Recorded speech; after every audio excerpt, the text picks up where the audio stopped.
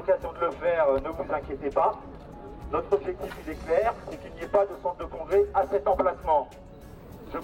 Un tout petit point d'organisation.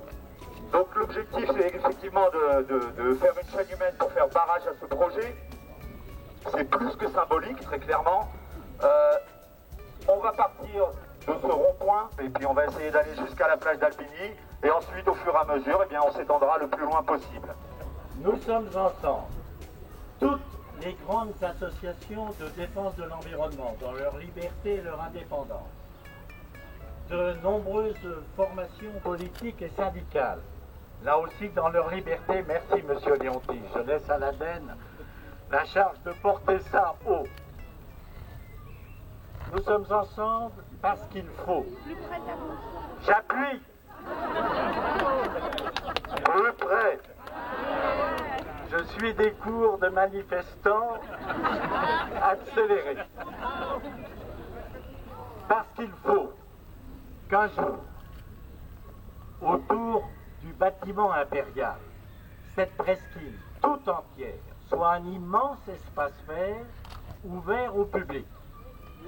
Et que nous avons le temps, ce qui permet d'ailleurs de respecter les personnes qui y vivent.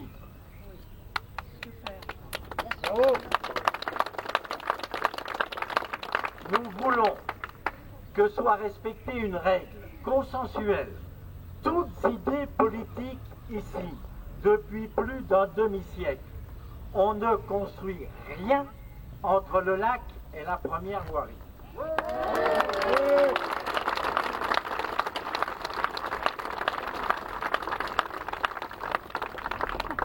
Et il serait insupportable que l'on ait depuis tant d'années si difficilement acquis, démoli, transformé en espace vert et ouvert au public tout, depuis la Puya jusqu'ici. Souvenez-vous, il n'y avait pas de plage au Marquisat, il n'y avait pas de promenade. Il y avait d'immenses villas, un immense garage, il y avait l'usine, la chocolaterie. Souvenez-vous, il y avait le casino-théâtre, on ne voyait même pas le lac depuis Bonlieu ou depuis le Paquier. Souvenez-vous ici, on ne voyait pas le lac d'un bout à l'autre, tout était privé, fermé. La Villa Schmitt, vous vous en souvenez, les tennis, ce parc privé de l'Impérial, où on n'avait pas le droit d'accès.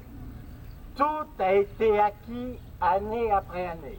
Venir couler aujourd'hui ici 8000 mètres carrés de béton hors œuvre, 9500 en réalité minimum, est incohérent, inadmissible et est un précédent au bord du lac qui est dramatique. Alors nous allons nous battre. Et parce que nous avons raison, nous gagnerons, c'est un devoir citoyen. Nous devons transmettre à nos enfants ce trésor.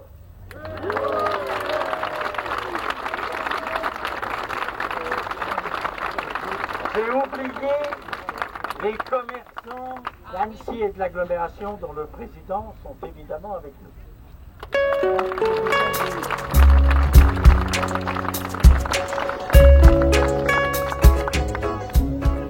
Au bord du lac, on y est très attaché, hein, on est toujours dans notre logique loi littorale.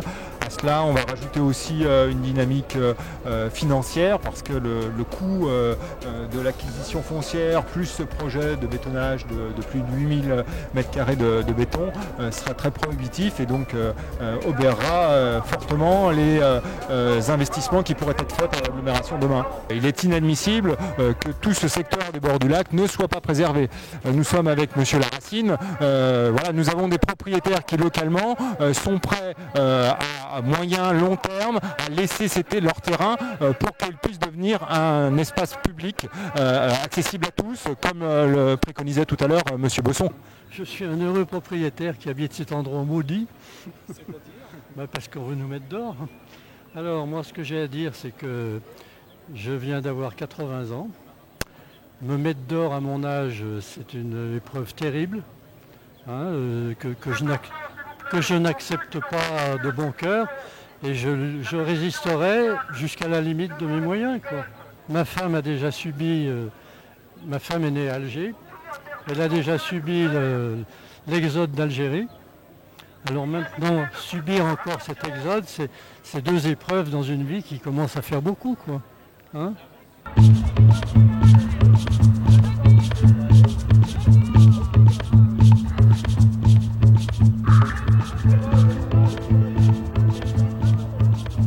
Ce qui m'apparaît intéressant, ce que retiennent les gens, c'est qu'on a un principe où on ne construit pas sur les abords immédiats du lac. Et c'est une règle qui doit être incontournable. Et quelles que soient, les possibilités d'exception réglementaire que l'on va trouver ou légales que l'on va trouver, c'est un principe et c'est au moins l'esprit de la loi littorale que l'on doit retenir. On ne construit pas sur les bords du lac. Voilà.